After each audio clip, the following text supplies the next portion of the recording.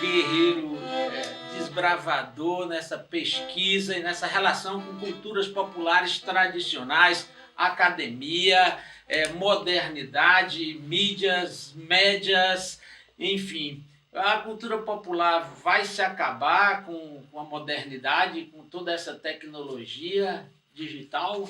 Eu estava participando de um seminário em Laranjeiras, tá, Sérgio? Você conhece o Laranjeiras? É um encontro cultural Laranjeiras, tem mais de 40 anos seguidos. Só parou agora, esses 2 anos da pandemia, isso mesmo, houve um virtual. E aí nós estávamos no seminário e estava o professor Zé Marco de Mello, né, que é da USP, aí perguntaria exatamente uma pergunta parecida com essa sua. Professor, a cultura vai se acabar com essa modernidade, com a chegada da globalização, a chegada desses aparatos tecnológicos, tudo isso? Ele disse, vai. Quando eu morrer, acaba para mim. Quando você morrer, acaba para você. E assim vai acabar. Vai acabar para mim, para você que vai morrer. Eu acho que a pergunta foi fantástica, né? Todo mundo caiu da gargalhada e foi uma coisa. Vai. Quando eu morrer, ela vai se acabar para mim.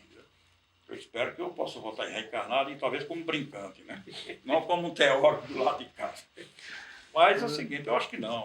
A pesquisa que nós estamos desenvolvendo na área da focomunicação, que é essa teoria que estuda justamente essa relação, as manifestações da cultura popular tradicionais, nesse contexto da sociedade midiática. Isso aconteceu com nós, eu esqueci de falar, nós fundamos o NUP, eu fazia parte desse segmento que achava que a cultura popular ia se acabar. Aquela teoria da escola Frankfurt, né? Chegava que a indústria cultural ia acabar com as culturas locais, como também já se discutiu agora aqui, que com a globalização também acabaria. E nós saímos, o objetivo era registrar enquanto não se acabasse. Era o primeiro objetivo, não foi do NUP, aliás, o NUP já mudou de conceito, o NUP já foi uma coisa mais avançada, mas para se montar um museu, da Cultura Popular, nós saímos coletando material, entrevistando os mais velhos, que com aquelas pessoas morressem, o poeta, o Foguedo, etc., o mestre Foguedo, o contramestre, e cada vez que a gente avançava para o interior adentro, e cada vez que a gente entra, via coisa nova. Gente nova, participando das festas, brincando, etc. Então, nós recuamos, refletimos, analisamos e mudamos nossos conceitos e nossa metodologia. Quer dizer, o que nós estamos vivendo aí, Chico, é o ressurgimento de uma nova cultura tradicional, né, ressignificada, para atender, de certa forma, a demanda de consumo da sociedade midiática, aquilo que nós estamos vendo no São João, aquilo que a tua colega ontem falou, né, que o boi brincava com um espetáculo para o turista ver para ganhar o dinheiro dele, mas depois ia brincar na comunidade da forma como ele queria, 4, 5, 6 horas, sem ter que ficar cumprindo o regulamento de um festival ou cumprir a agenda do turista que está ali sentado para assistir 20, 30 minutos de um espetáculo de boi, ou de nau catarineta, ou de chegança, que é para fazer parte do pacote turista, ou no hotel, ou num palanque, e depois vai embora. Essa gente continua ainda ligada às suas festas populares, às suas festas religiosas, às suas práticas votivas, né? As suas práticas votivas. Então, essas festas existem e continuam existindo. Eu não vejo nenhum temor, nenhuma perspectiva de dizer que é a cultura popular. Porque outra coisa importante é que a indústria cultural está se apropriando disso cada vez mais.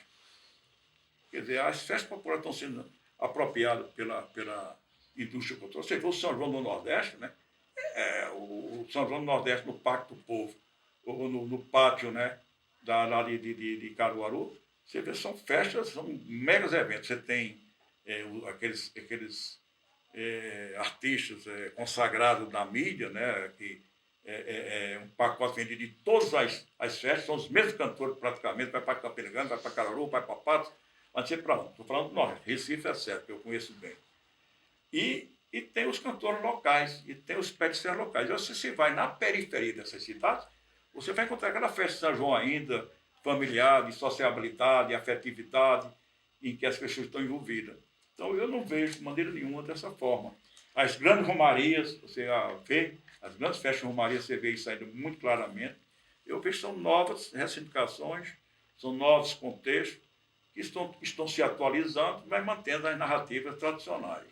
Claro. Então, enquanto existir jovem interessado nessa linguagem, essa linguagem vai, lógico, se transformar, porque ela vem sempre se transformando, não é? Vai se atualizar, vai incorporar o uso de novas tecnologias, mas vai continuar existindo como tradição, apesar da espetacularização, porque também aí é um outro fenômeno que eu gostaria que o professor comentasse com a gente.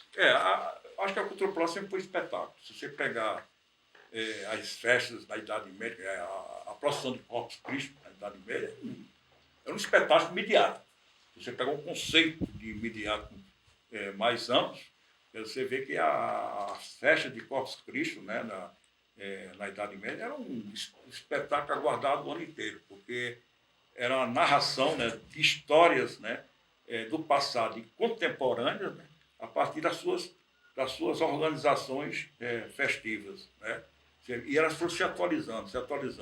Como resultado disso, as outras festas foram se deslocando da festa de Corpus Christi para as festas, né, sendo incorporadas ao calendário da Igreja Católica.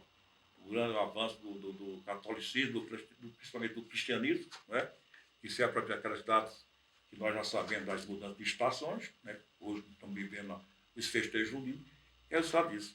Então, e essas culturas foram crescendo, foram se tornando urbanas cada vez mais, saindo do meio rural, e urbana chegando no centro urbano,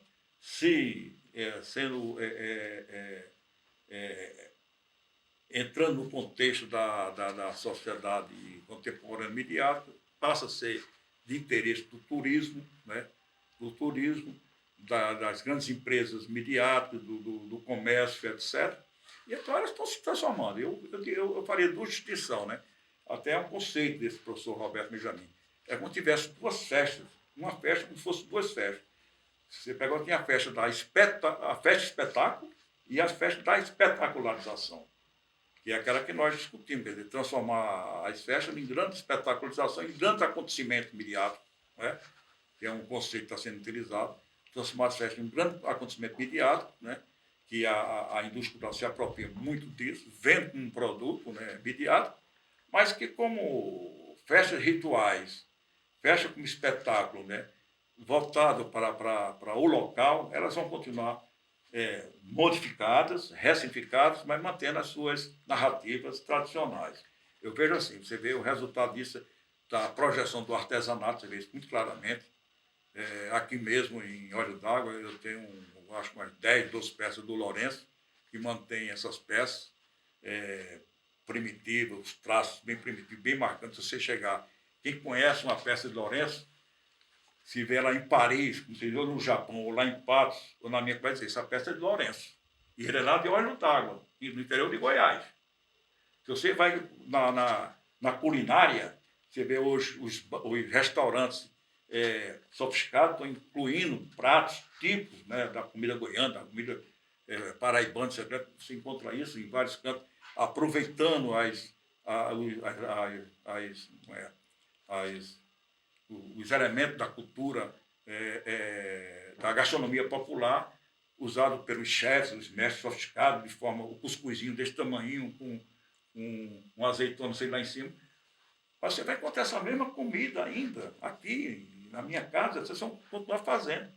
Então, são essas ressignificações que nós precisamos compreender. Pronto, então podemos falar que a espetacularização é fruto desse desenvolvimento, né, ou evolução mesmo das relações nas culturas populares tradicionais, mas que ela necessariamente não vai substituir a tradição que é ligada aí à sua comunidade. E eu posso falar até numa outra dimensão também, que eu já experienciei isso no Bumba Meu Boi, ou no tambor de crioula, ou tambor de mina. Ou vamos falar do tambor de mina e o tambor de crioula, que o tambor de mina, é um culto religioso, ele acontece dentro de um terreiro, tem um fundamento, e ele só acontece ali, como o tambor de mina, onde os espíritos da ancestralidade, não é, dessas energias ancestrais, elas se incorporam e participam dessa festa. Agora, essa mesma festa, esse mesmo tambor,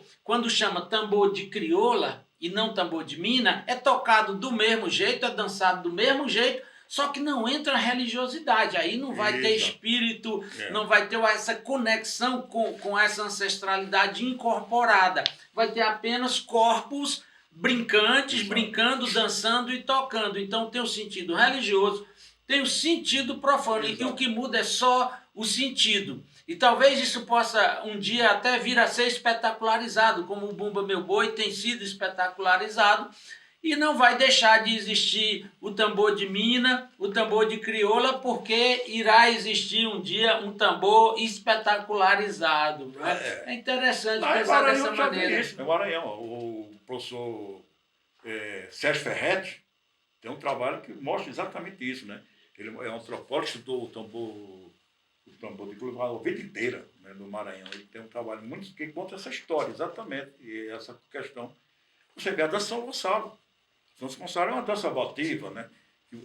Está dançando para o espetáculo, ela sai do seu aspecto religioso apenas para apresentar, como show de 20, 15 minutos, meia hora no máximo. Eu estou também depois de 1 hora de ver, já quer ver outra coisa. Mas eles continuam fazendo as suas festas, a sua localidade, né? A Rota São Gonçalo demora horas e dias. E às vezes vira à noite, né? As saídas aqui da bandeira do Divino, né? No interior de Goiás, você vê ainda, né? As cateiras, etc. Então você vê isso, quer dizer, a festa, você falou, a festa que tem toda uma ritualidade, que sempre foi entre o profano e o sagrado e o profano, e uma festa de espetacularização, que é só o lado profano, vamos dizer assim, ou só da secularização, que é aquele lado só do show, que vai para dar um show. Mas eles não perdem esse sentido. E os jovens estão cada vez mais se inserindo mesmo com o WhatsApp, mesmo com o celular, no intervalo de estão dançando, tira o celular para saber como é que estão as coisas, mas eles continuam fazendo a sua festa. Ontem eu fui aqui à noite um barzinho aqui na praça, da Hilda, né? Olha, nós sentamos na mesa, eu e o Armando, minha mulher, nós pedimos aí, tinha tacacá, tinha sarapatel no cardápio, tinha arroz de puxado, você encontra tudo. Aí, por quê? Porque a mulher parece que é do Acre, né? O outro é aqui de Goiás, o outro e faz essa questão híbrida da comida, você vai encontrar tudo isso. E o jeito que eu não comi o tacacá, comia uma comida daqui, né? Mas você vê que ele estava servindo da mesma forma que você vê lá no Acre, vê lá em Manaus, etc. Então, eu comi o tacacá, inclusive tem jambu com a boca dormente, foi muito agradável. Ida, exatamente, à noite. Ida. Nesse contexto, professor, a gente pode falar então que o movimento armorial faz parte aí dessa relação, com a cultura popular tradicional, mas que não chega a modificá-la, nem a prejudicá-la, nem, né? Para mim, eu achei interessante, porque abriu o caminho junto à classe média e à mídia em geral, e eu pude pegar aí uma rabeirinha e aproveitar também, ser convidado também nesse contexto, porque alguém perguntou, isso o que você faz é armorial? Eu digo, eu não sei o que é armorial. Estou fazendo, né? Mas se você me contratar, eu apresento. Eu vi o movimento armorial crescer, porque eu fui aluno de Ariano Suassuna. Ele foi meu professor na Escola de Arte de Pernambuco. No momento que o armorial estava crescendo. E o armorial, o doutor Linaldo apoiou, inclusive, trouxe o Ariano para a Universidade Federal da Paraíba, com o armorial, e nós criamos lá o Itacoatiara, que era um conjunto da universidade, né?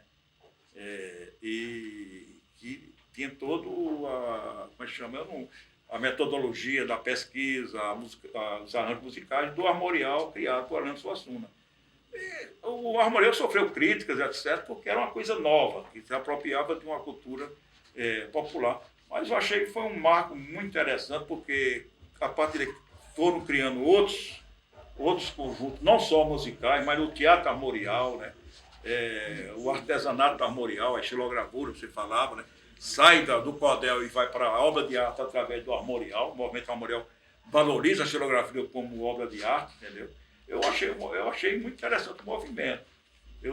Outro dia encontrei, antes de pouco vim para cá, eu encontrei um antigo colega que tocava a rabeca, ele é formado, era professor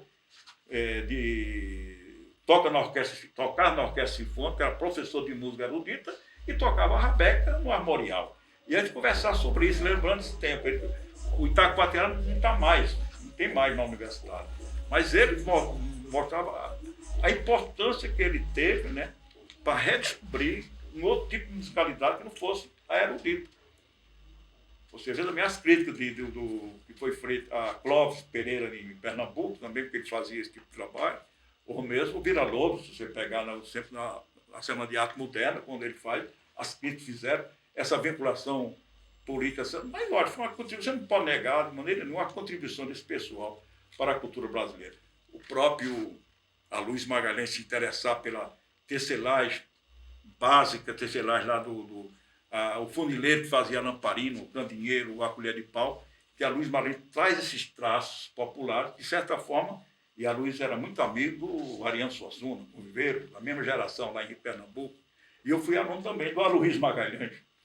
Não não um professor permanente, como fui com o Ariano, mas em curso de férias, nas universidades tinha curso de férias. Eu fui aluno do Aloysio Magalhães e a gente discutia isso, né?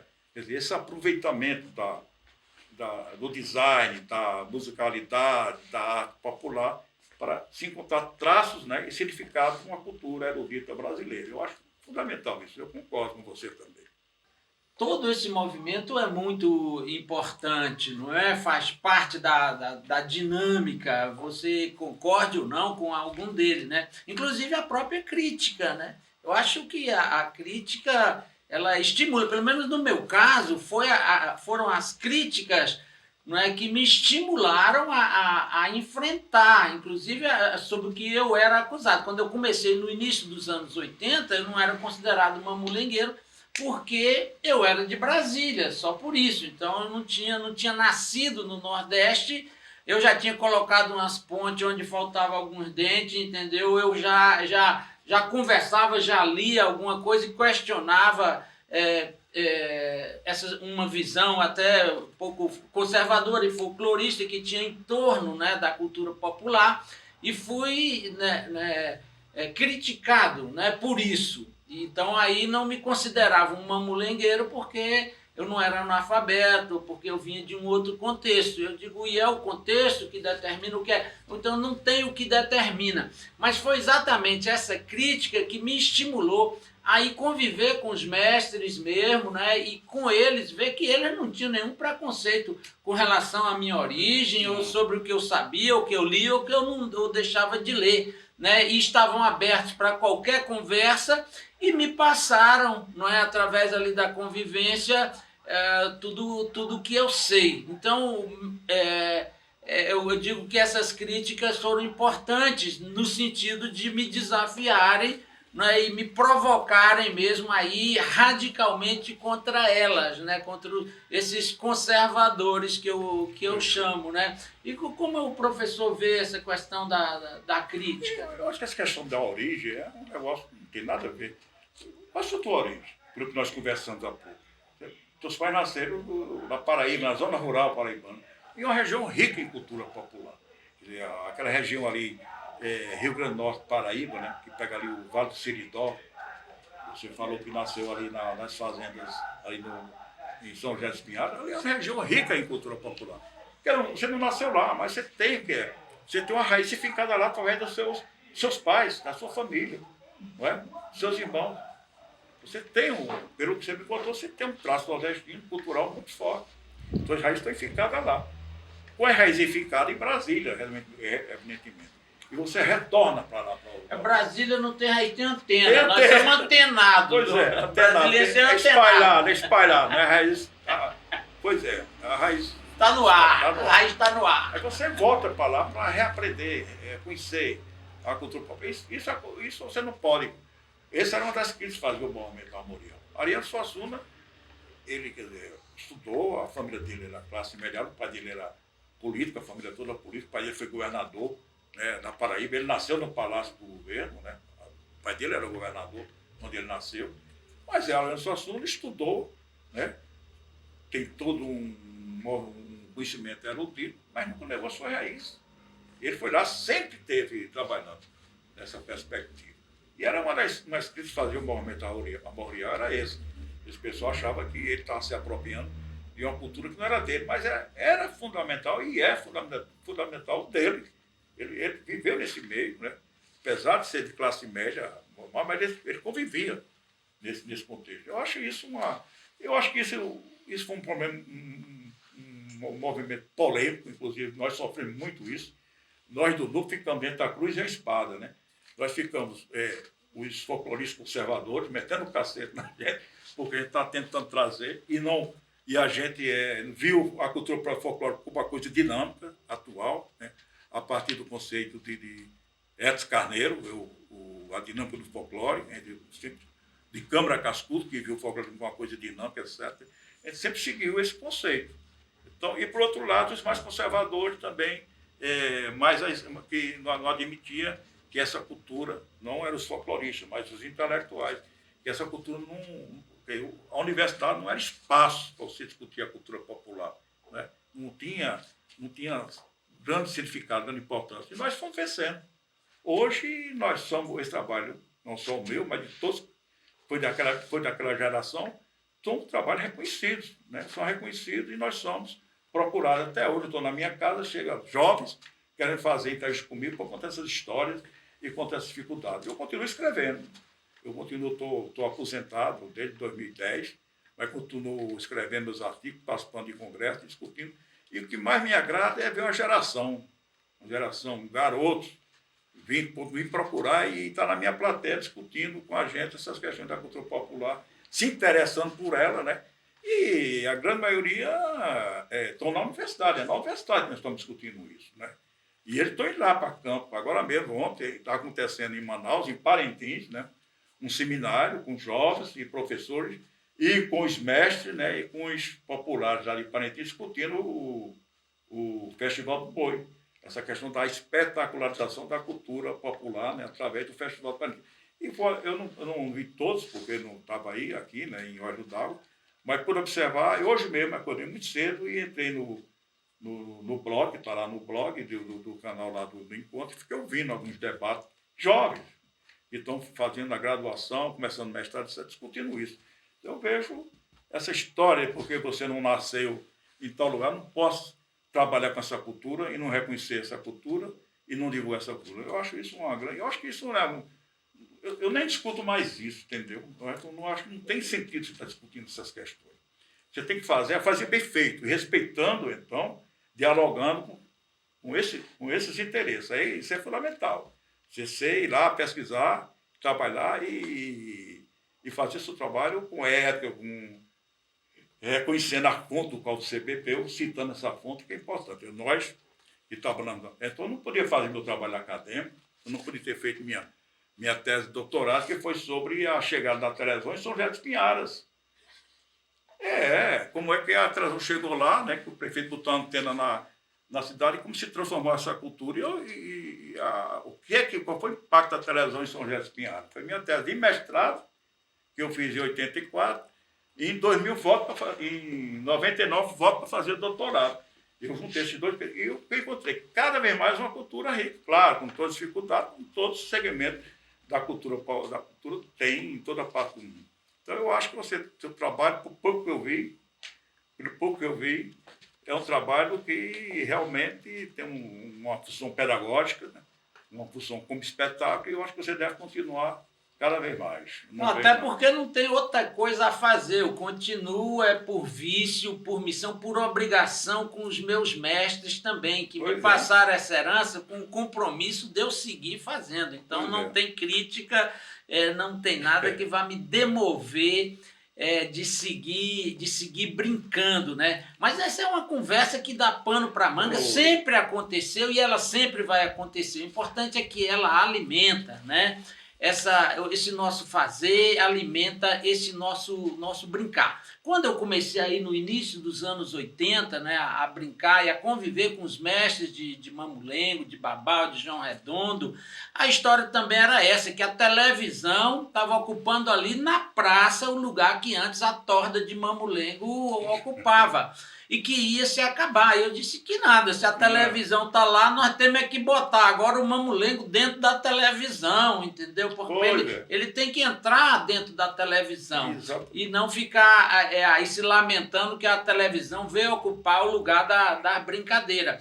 E assim foi, a gente foi para dentro da televisão, a gente foi para dentro das escolas também, que era um outro lugar, né, que ainda precisa acontecer. A cultura popular tradicional tem que entrar dentro das escolas, tem que ir para o currículo, não apenas ali um dia se apresentando, não, mas os mestres têm que fazer isso. Acho que o professor Zé Jorge de Carvalho aqui na UNB tem feito esse trabalho de trazer os mestres para dentro da academia, de reconhecer o saber desses mestres também como um saber científico, e cada vez mais nós temos avançado nesse diálogo, nós temos avançado nessa relação. É muito importante, enquanto tiver jovem interessado, vai ser muito bacana. Eu, para encerrar da minha parte, eu vou contar uma história que um livro que foi publicado em Brasília, da Lara Amorim, sobre tradição e atualização e modernidade.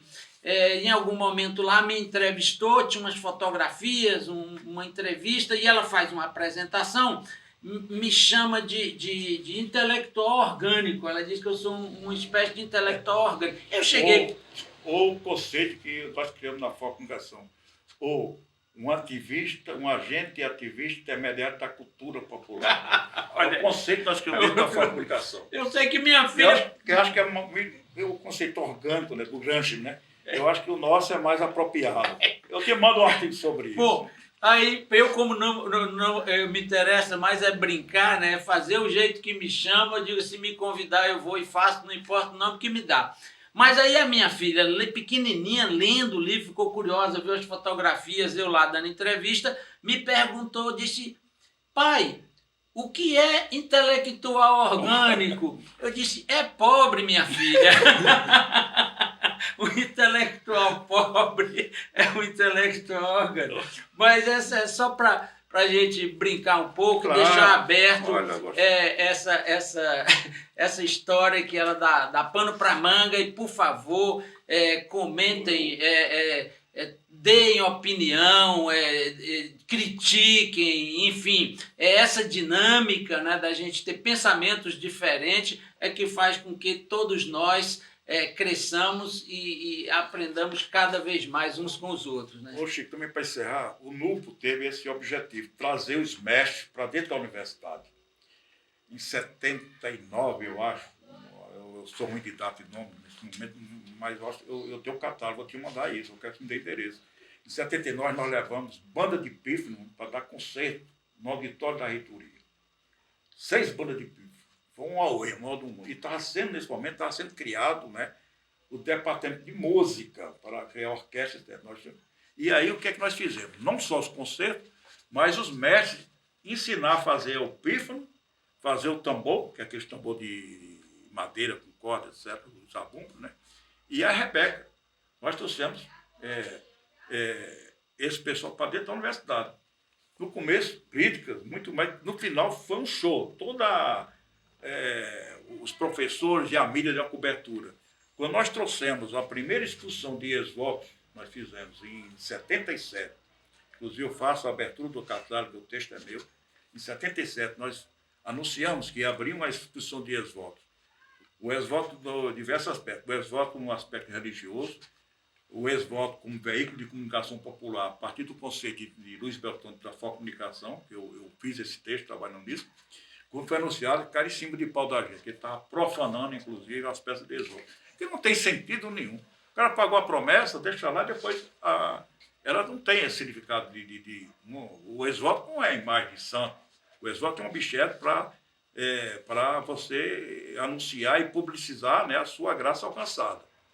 E depois que aconteceu o esgoto, o Ariano Suassuna foi a abertura dessa instituição, o arcebispo da Paraíba, Dom Zé Maria Pires, foi a exposição. Então, nós tivemos um apoio total depois da socialismo. Depois fizemos mais várias exposições.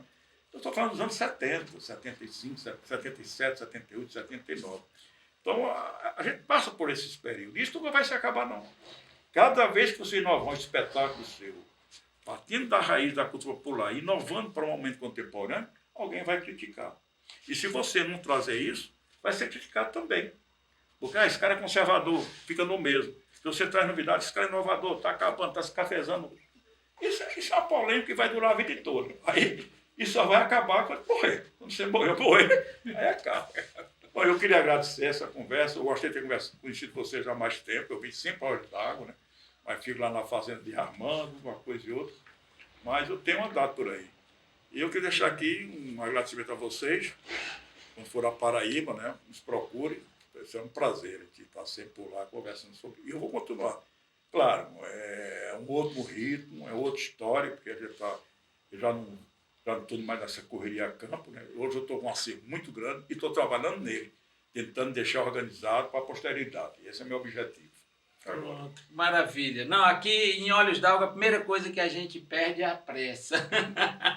Aqui a gente também não tem pressa, mas a gente vai chegar lá sim, na Paraíba, está nos planos, né, de continuar expandindo essa pesquisa, né? Agora eu me lembrei do Bertolt Brecht, né? Que, então, vou parafrasear o Bertolt Brecht, que diz: vocês que vão vir na crista da onda em que nós nos afogamos, quando falarem das nossas fraquezas, não se esqueça do tempo sombrio que vocês se escaparam. E aí, aproveitando, você falou o intelectual orgânico, nós criamos um conceito que chamamos dos atores sociais, né, como ativistas intermediários das culturas populares. Aquele que faz essa negociação entre os produtores da cultura, da interioridade do local, e que negocia essas produções com os produtores da cultura de exterioridade, ou seja, essas festas populares entre o espetáculo popular e a espetacularização. Como é que isso é negociado? E sempre para ver essa negociação tem esses agentes, como você que sabe, e aí você replica isso para os outros componentes do grupo, que aí você evita essa manipulação. A obrigação sua, como agente orgânico, é fazer isso, mas com a consciência crítica de onde está se metendo. E como isso é feito. Isso é importantíssimo. Rapaz, e que lugar difícil de se meter, porque é intermédio, porque é tradução, não é porque é fronteira, é onde as coisas não são. Então não é um lugar, é um não lugar. O Walter Benjamin fala muito sobre isso, as passagens, o Flaner, enfim, esses personagens, essas figuras que andam aí entre um campo e outro e que muitas vezes são atacados, né, bombardeados tanto de um lado quanto do outro. E tem permanente cruzamento, estão sempre se cruzando. Está sempre ali. Em todos os épocas, você pega da Idade Média, atual, sempre se cruzava. Até hoje sempre teve fronteira e sempre teve gente transitando na fronteira, traduzindo ou intermediando, e né? por isso que na Idade Média existe a Inquisição, né?